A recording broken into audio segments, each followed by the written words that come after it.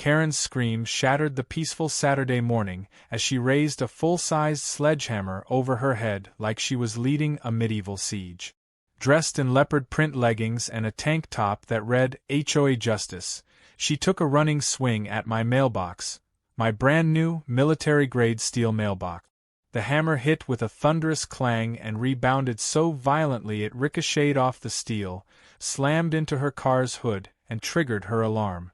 As the horn blared and her bumper dented like a soda can, Karen stood frozen, holding the vibrating handle of her weapon like she'd just fought a tank and lost. Onlookers emerged from their porches with phones in hand, jaws dropped, laughter bubbling beneath their shock. It was the most insane moment I'd ever witnessed in this neighborhood, and I'd only lived here for 3 weeks. You might be wondering why someone would go full demolition derby on a mailbox. Well, let's rewind. 3 weeks earlier, I moved into the community hoping to enjoy my well-earned retirement in peace.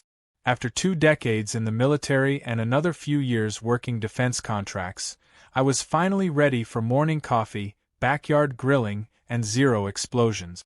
I picked this place for its quiet charm, wide streets, and promise of friendly neighborhood culture. That promise expired on day 2. That was when Karen made her grand entrance, uninvited, and 2 feet into my front lawn, holding a clipboard and an attitude that smelled like lavender and gasoline. She introduced herself as the self-appointed HOA aesthetic enforcer, and said my truck was a visual disturbance to the street. It was parked in my own driveway, clean and camo green. That didn't matter to Karen. "This is a curated community," she said, with a smile that could sour milk. I laughed it off, until 2 days later when I received my first HOA warning letter. It was for a temporary plastic mailbox I'd installed while waiting on the real one to arrive. The letter described it as a disgrace to the neighborhood's presentation. It was literally a legal USPS mailbox, but apparently it offended her delicate suburban senses. That's when I decided if she was going to be that dramatic over a piece of plastic, I'd give her something worth her energy. I called an old military buddy of mine who now works in specialty fabrication. I asked him to build me the most absurdly overbuilt mailbox legally allowed by the USPS. He didn't disappoint. It was made from repurposed tank armor plating with reinforced internal bracing and an anti-theft anchor system that drilled 4 feet into the ground. The design was slick, painted navy gray, and polished to a gleam. I even installed a little LED light underneath it that illuminated the address in tactical blue. It was gorgeous. It was monstrous. It was absolutely bulletproof. I named it Fort Maildrop. The day it arrived, my neighbor Victor wandered over. He's a retired aerospace engineer with a wicked sense of humor and a love for anything that defies logic. When he saw the mailbox, he burst into laughter. "That thing could stop a meteor," he said. Karen, on the other hand, didn't laugh. She stormed over like I'd installed a missile silo. "This is an act of aggression," she hissed, pointing her iPhone at the mailbox like it had committed a crime. "This is not in line with HOA spirit." I smiled, nodded politely, and told her it was fully USPS approved and compliant with state regulations. She stormed off, muttering something about calling a special board meeting. I figured that would be the end of it. I'd proven my point, the mailbox was installed, and the world kept turning. But Karen doesn't lose gracefully. That week, she started a neighborhood group chat titled, Mailbox Menace Watch. Her messages ranged from passive-aggressive to flat-out bizarre. "What if children injure themselves on the sharp industrial edges," she wrote, despite the fact the mailbox had smooth, rounded corners. "What if it's a surveillance device," was another gem. Someone posted a picture of their toddler happily sitting on the mailbox pretending it was a spaceship. Karen responded with a vomiting emoji. Things escalated quickly. She tried to rally the board to vote on having it removed. But the board, possibly tired of Karen's endless campaigns, voted in favor of keeping it. They even cited how it was built safer than most structures on the block. That loss hit Karen hard. Her next move was ridiculous and glorious. Late one night, I heard a strange clanging outside. I checked my porch cam and saw Karen in full sneaky mode attire, a black hoodie, cargo pants, and a headlamp, attempting to unscrew the bolts anchoring Fort Mail Drop. She looked like a raccoon breaking into a vending machine. My motion lights snapped on, and she froze like she'd been hit by a stun grenade. She scrambled away and tripped over a lawn flamingo someone had ironically planted 2 houses down. I didn't even need to report it. Someone else already had. Multiple neighbors had seen her crouched in my yard and called security. She was fined by the HOA, issued a formal warning, and publicly embarrassed. The next day, Karen posted on the group chat again.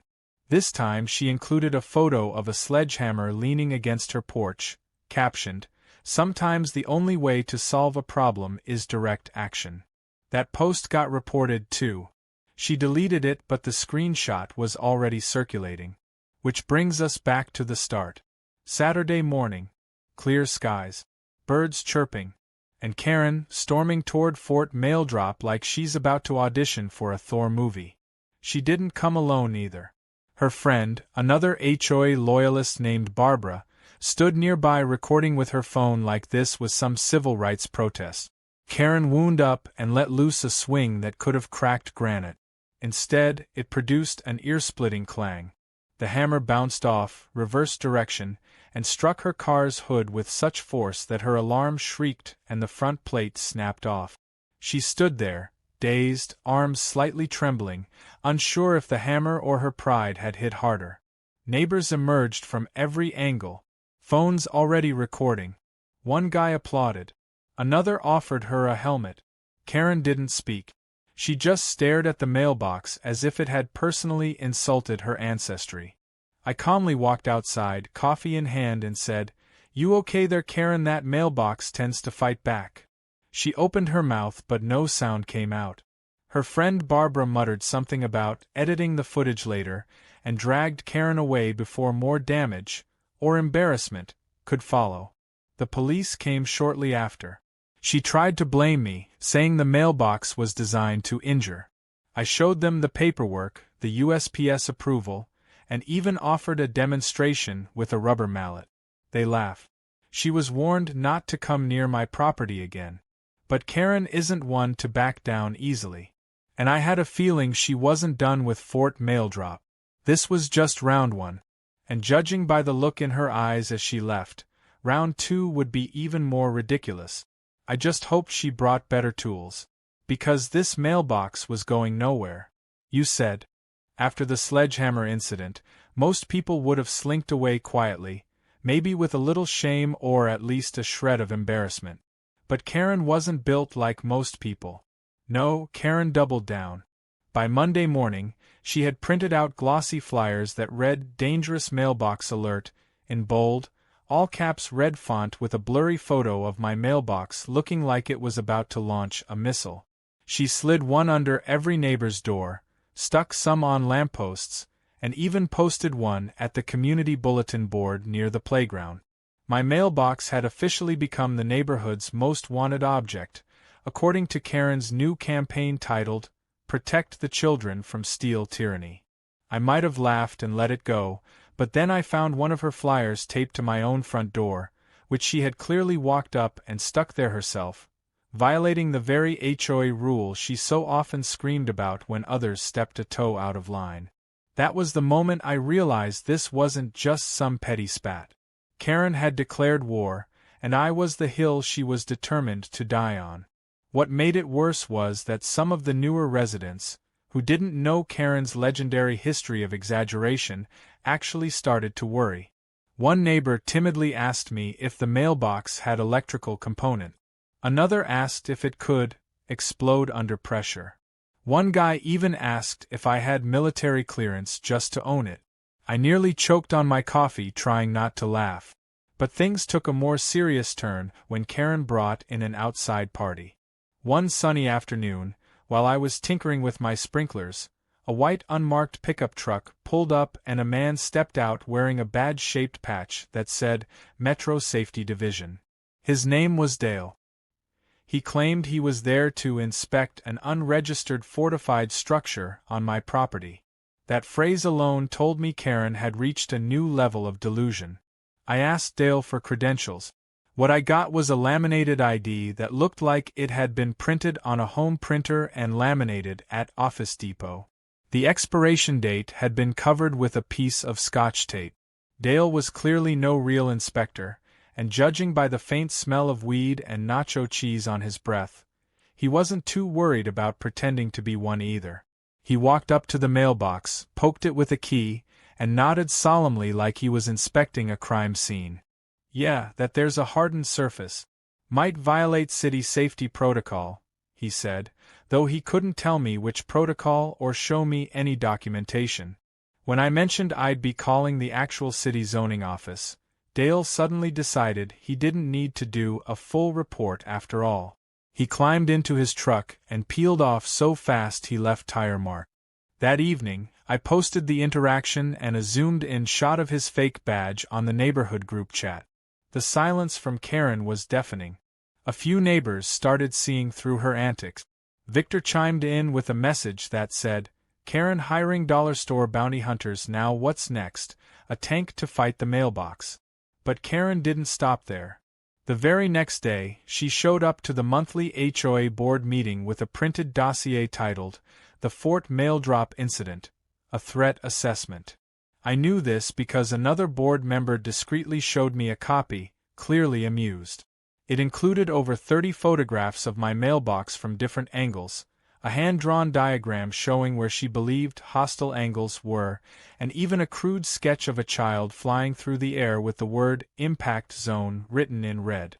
When the board reviewed it, they could hardly contain their laughter. But instead of blowing it off, they decided to put it to an official vote during the meeting. So I showed up. Not just as a formality, I came dressed in my full formal military uniform. Not for intimidation, but to make a point. Karen loved playing pretend authority. I wanted to remind people what real service looked like. When I walked into the community center, the room went quiet. Karen's jaw dropped. She turned an interesting shade of puce. The meeting was packed. Curious neighbors had heard about the ongoing drama and decided they couldn't miss the showdown.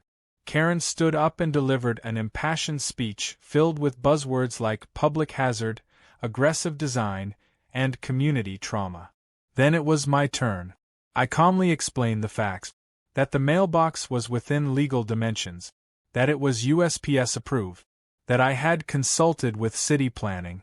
That it posed no threat, electrical or otherwise, and was less likely to topple over in high winds than any other mailbox on the block. I ended my speech by saying, if Karen's real concern is safety, perhaps we should focus on the sidewalks she's let crack in front of her own house for 5 years straight.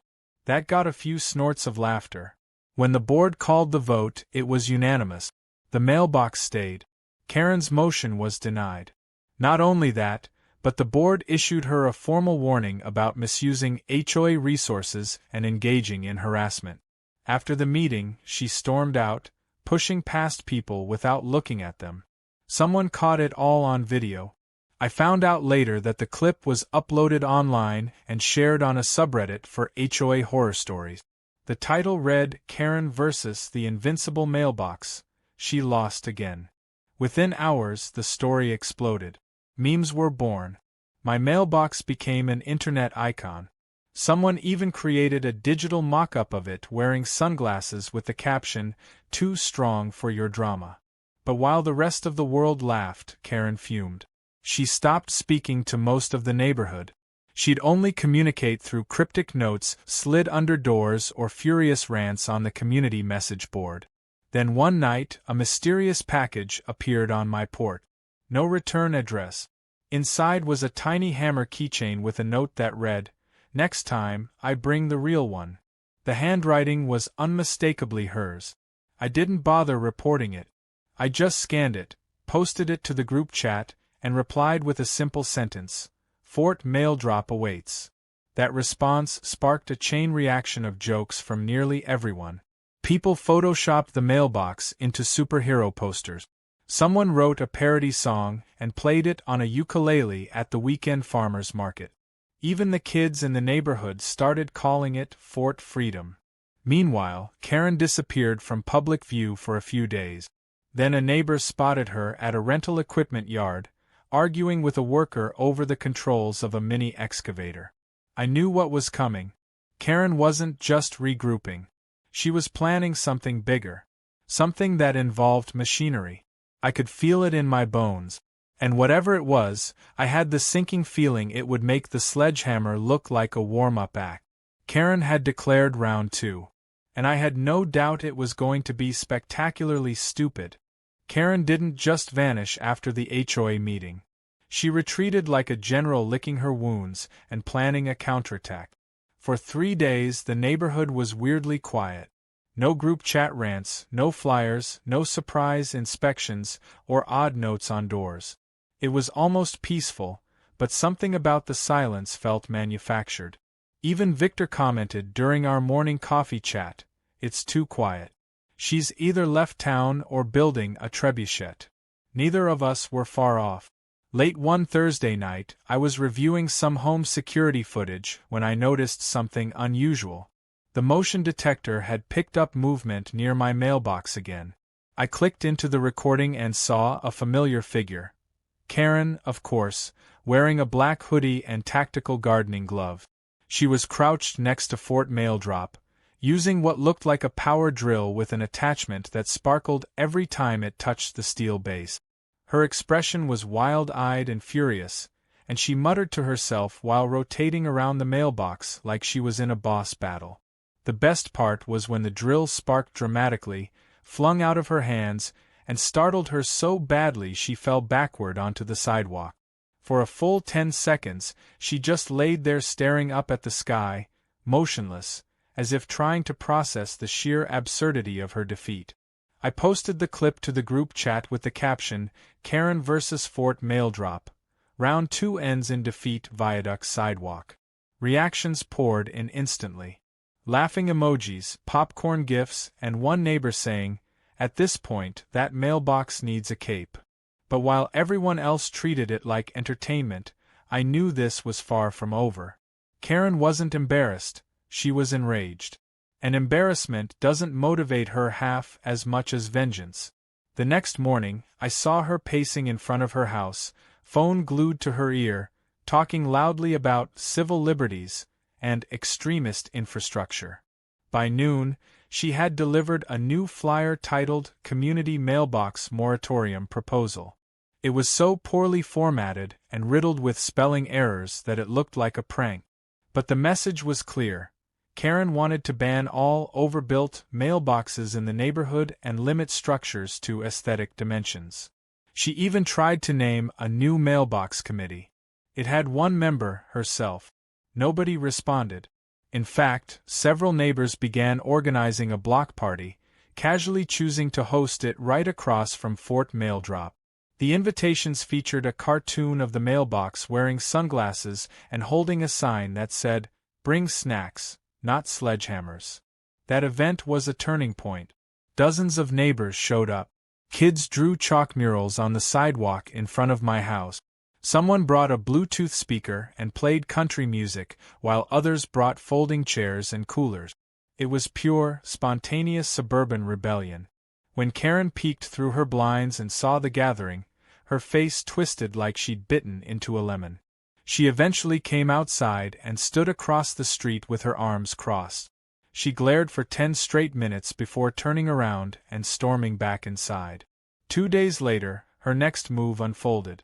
I got a knock at the door from a guy in an orange safety vest and hard hat who looked more confused than authoritative. He introduced himself as Rick from County Infrastructure. "Apparently I'm here to inspect a subterranean anchoring violation," he said, reading from his clipboard with a frown. I told him to come take a look, and he followed me out to the mailbox, where I showed him the anchoring rods, the documentation, and the permits from city zoning. Rick scratched his head, shook his head slowly, and muttered, "This is the dumbest thing I've been sent to inspect all year." I offered him a bottle of cold water and he stood around for a few more minutes before chuckling and saying, "She actually called this in as possible seismic interference." I laughed so hard I nearly dropped the water bottle. But the real kicker came the following weekend. It was barely 9 a.m. when I heard the rumble of heavy machinery. I looked out the window and nearly spit out my coffee. Karen had rented a small backhoe, an actual digging machine. It rolled slowly down the street with a driver who looked increasingly unsure with every inch he traveled. Karen marched beside it in a vest that said, "Neighborhood Safety Officer," which I was certain she had made at a print shop. The backhoe came to a stop directly in front of my mailbox. Before I could even make it outside, she was waving her arms, shouting to the driver, "Right here! Dig right here! That mailbox is violating community soil agreements." I stepped out onto the porch as the neighbors came pouring out of their homes, cameras ready, mouths hanging open. "Karen," I said, "what exactly are you doing?" She didn't even look at me. She waved a rolled-up piece of paper in the air and said, "I have documented evidence this structure is disrupting underground harmony and soil flow." I didn't even know what that meant, and I've written manuals on land use. I approached the driver, a young guy named Caleb, who looked one apology away from quitting on the spot. "She told me this was a city demolition request," he said quietly. "I'm starting to think I should have asked for ID." I asked him not to start the machine, and before anything could escalate, the police arrived. Multiple people had called 911 after seeing Karen guiding heavy equipment toward a residential mailbox. When the officers approached, Karen began yelling about how her rights were being trampled by a mailbox and claimed I was harboring military-grade threats. The officers asked her if she had any legal documentation. She produced a fake form printed off some website with watermarks clearly added in Microsoft Word. The backhoe was shut down. Karen was cited for attempted property damage, misuse of equipment, and obstruction of utilities. Why utilities? Because in her confusion, Karen had guided the machine dangerously close to a fiber optic cable junction box that serviced the entire block. One wrong move, and the neighborhood could have lost internet and phone service for days. The officer explained that she was lucky it hadn't been hit or she'd be facing felony charges. Karen didn't take that well. She started crying, not out of guilt but pure outrage. "This neighborhood is being held hostage by a box of steel," she screamed as she was escorted to her front lawn, where they issued her an official court summons for trespassing and attempted property destruction. As she sat on her porch, sulking with the fake safety vest balled up beside her, the kids on the block drew a giant mailbox on the road in chalk and wrote, "Freedom Box" underneath it. Parents clapped. Victor handed out popsicles. And I just stood there, coffee in hand, nodding at the irony of it all. Karen had tried a sledgehammer, a power drill, a fake inspector, flyers, social media rants, and now literal construction machinery. And still, Fort Maildrop stood without a scratch. That evening, I received an email from a news reporter who had seen the police footage circulating online. He asked if I'd be willing to do an interview about the indestructible mailbox that broke the HOA queen. I politely declined. I wasn't in it for fame. But I did give him permission to use one of the pictures from the block party. He ended up running a piece titled, "Steel Mailbox Becomes Symbol of Suburban Resilience." Karen wasn't mentioned by name, but anyone who'd seen the footage knew exactly who she was. But knowing Karen, she wasn't done yet. Something in her eyes as the police handed her the citation told me she wasn't finished. She'd lost every round so far. But Karen didn't know how to retreat. And I had the gut feeling she was already planning her most ridiculous attack yet. Fort Maildrop had survived war-zone-grade assaults before. I had a feeling it would need to again. The week following the backhoe disaster was the calmest we'd had in months, and that made me nervous. Karen hadn't been seen since the police issued her a citation and the city's utilities division put her on their internal watch list for reckless endangerment. Her porch remained empty, no flyers appeared, and for once, the neighborhood group chat was filled with recipes and dog pictures instead of code violations and conspiracy theories. On the surface, life had returned to normal. But anyone who knew Karen well understood this was her pattern: retreat, reload, retaliate. And sure enough, her silence was merely the eye of the storm. It started with a mysterious change in the HOA newsletter. A new section had been added on the last page, titled Community Design Spotlight, and featured an article criticizing what it called fortified residential elements. The language was passive-aggressive, but it wasn't hard to decipher. It mentioned militarized materials, overbuilt personal structures, and architectural aggression. The kicker was a blurry zoomed-in photo of my mailbox, obviously taken at night, with the caption, "Example of visual obstruction." The article was signed by a concerned resident, but no one doubted it was Karen. A few neighbors rolled their eyes. Some laughed. But to me, this meant Karen had found another path. She was taking her war to the bureaucratic battlefield. Victor and I met on the sidewalk the next morning. He stood there sipping coffee, shaking his head. "She's trying to out-legislate you now. Should we call a lawyer or an exorcist?" I laughed but knew he wasn't entirely joking. Karen had a unique talent for weaponizing policy. The HOA board, while exhausted by her antics, was still required to listen if she followed procedure, and that's exactly what she was doing. She submitted a formal proposal to introduce new architectural guidelines under the HOA charter, guidelines that would severely limit mailbox designs. If passed, Fort Mail Drop could be deemed non-compliant retroactively. I attended the next HOA board meeting, knowing full well it would be another circus. Karen arrived dressed in what looked like courtroom attire, complete with a binder labeled Operation Harmony.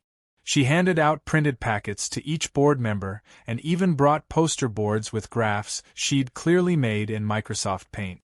One of the graphs showed neighborhood energy levels before and after steel mailbox installation, with a red line plummeting into chaos.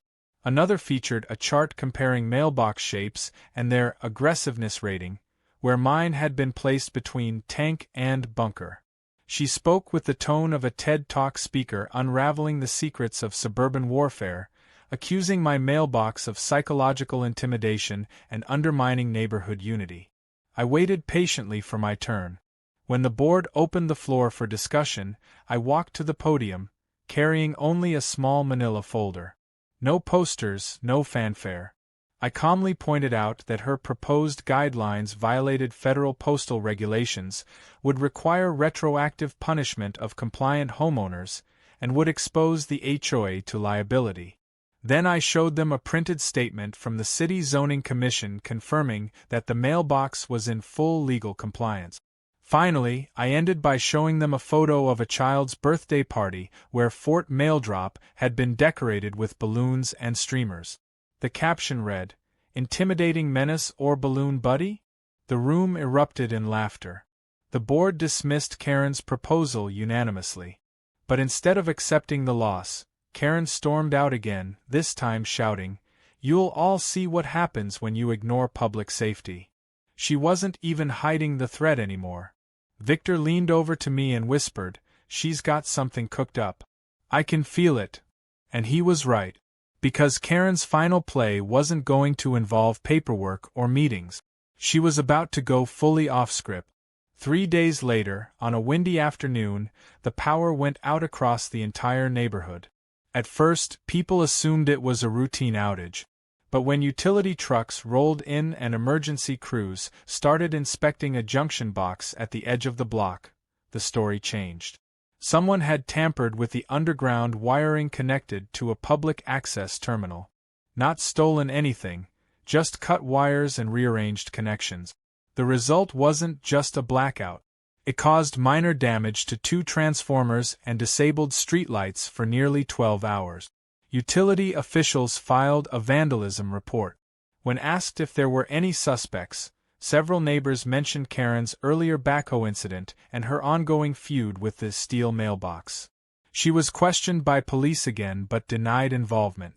However, A security camera from a neighbor's Ring doorbell caught her walking near the terminal at dusk, wearing gloves and carrying something bulky in a tote bag. That footage was enough for the police to obtain a search warrant. What they found in her garage was both alarming and ridiculous. Karen had amassed what could only be described as a low-budget sabotage kit.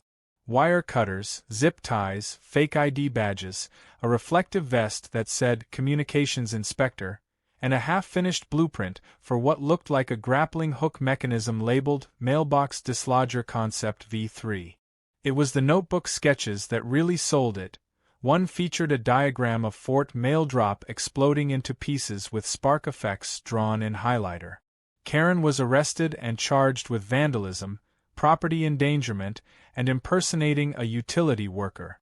When the news broke, it was as if the entire community let out a collective sigh of relief. But what no one expected was how far the story would spread. A local news crew did a segment titled, "Steel Mailbox Survives Sabotage Attempts," and the footage of Karen being let out of her house made national headlines. Late-night comedy shows picked up the story. One dubbed her the Suburban Saboteur. Another ran a parody animation showing her building a homemade catapult to launch a rock at Fort Mail Drop, only for it to bounce back and break her window. Meanwhile, the mailbox became a neighborhood celebrity. People began leaving small tributes at its base. Flags, stickers, even little plastic soldiers standing guard. One local artist painted it in red, white, and blue with a mural of an eagle perched on top. The HOA, realizing they'd failed to support the one resident who had actually followed the rules, issued an apology letter and formally revoked all previous warnings against me. They also voted to remove Karen from her position on the board permanently, citing abuse of authority and community endangerment. Victor hosted a barbecue the following weekend, and we all gathered around Fort Mail Drop for a photo. Someone printed shirts that said "Built like Fort Mail Drop" with a silhouette of the now famous mailbox. As we grilled burgers and swapped stories, someone asked me if I was going to replace the mailbox now that it had caused so much chaos. I shook my head. That mailbox didn't cause anything, I said. It just stood its ground. Karen brought the chaos. Fort Mail Drop just refused to fall. That night, I sat on my porch, looking at the steel structure that had become a symbol of resilience, patience, and absurd suburbia. I remembered why I moved here, to retire in peace. And oddly enough, even with all the madness, I felt more connected to this neighborhood than ever before. The mailbox didn't just survive a sledgehammer, a drill, a backhoe, fake inspectors, policy proposals, and sabotage.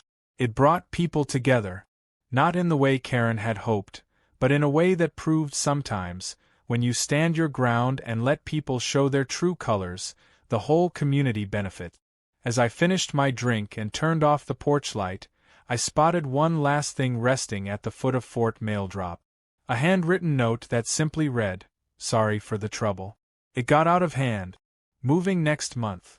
It wasn't signed, but I didn't need a signature. I folded it, tucked it in my pocket, and whispered, "About time." For the first time in a long while, peace felt real again. But deep down, I knew that Fort Mail Drop would always be ready. Just in case. 3 weeks after Karen's arrest and the legendary saga of Fort Mail Drop made national headlines, the neighborhood began to breathe easier. There were no new surprise committee proposals, no sledgehammer threats, no rogue machinery rolling down the street. The HOA returned to its original, mostly invisible state. Most residents, including myself, were too busy enjoying the peace to dwell on the madness that had come before. But as much as people wanted to move on, the story of the mailbox had already become lore. Kids told it on bikes like an urban legend.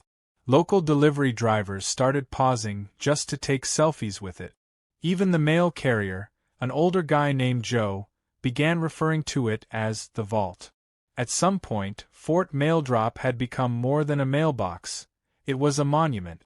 As Karen's court date approached, a few more surprises emerged. For one, it turned out this wasn't her first offense. Digging deeper, reporters uncovered that Karen had a history of neighborhood enforcement activism stretching back a decade.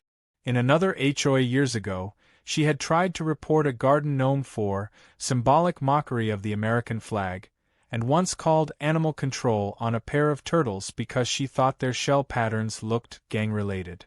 It was equal parts hilarious and horrifying. Her trial was short. The evidence against her was overwhelming. Security footage, screenshots, the fake badge collection, and the grappling hook blueprint all painted a vivid picture of someone who had spiraled far beyond normal community dispute. She was sentenced to probation, fined heavily for utility damages, and ordered to attend mandatory counseling for anger management. The judge called her actions an escalation of personal obsession disguised as civic duty. She moved out 2 weeks later. No one saw her go. A moving truck arrived early in the morning and was gone before noon. Her house, once the nerve center of all neighborhood disruption, sat quiet and empty. The blinds were drawn, the lawn was suddenly unkempt, and the notorious clipboard that had once struck fear into newcomers was nowhere to be seen. It was over. Really over. And the strangest part? It left a weird kind of silence behind. For months, Karen had been the involuntary centerpiece of every conversation. Her absence left a void that was hard to describe. Not because anyone missed her, but because no one had to watch their back anymore. Victor suggested we commemorate the occasion, and the neighborhood jumped on the idea. The Fort Mail Drop Festival was born. It started as a small block party and evolved into a full-fledged event. There were booths, a barbecue competition, lawn games, and even a cardboard mailbox decorating contest for the kid. I donated a piece of scrap steel for trophies shaped like tiny mailboxes. Someone from the city council showed up just to shake hands and laugh about that mailbox that went viral. A military surplus store even offered to sponsor a flagpole installation next to Fort Mail Drop, which I accepted. During the ceremony, a local veteran gave a short speech about integrity, resilience, and standing firm in the face of madness. By the end, there wasn't a dry eye in sight. What struck me most that day was the way people kept coming up to thank me, not for the mailbox but for not backing down. One woman said, "You didn't just hold your ground. You reminded us that we don't have to let people like her bully us into silence." Another man laughed and added, "I was 2 days away from moving before this. Now I feel like I belong here." That made me think. Maybe Fort Mail Drop was never about a battle with Karen. Maybe it was just the thing that finally made everyone realize they didn't have to be quietly miserable under the weight of her endless tyranny. After the festival, the community started changing in subtle but powerful ways. More neighbors began to decorate their yards. Someone painted a fence with colorful geometric designs. A few installed custom birdhouses. The HOA, previously known only for its complaints, introduced a new policy that encouraged individual expression within reason.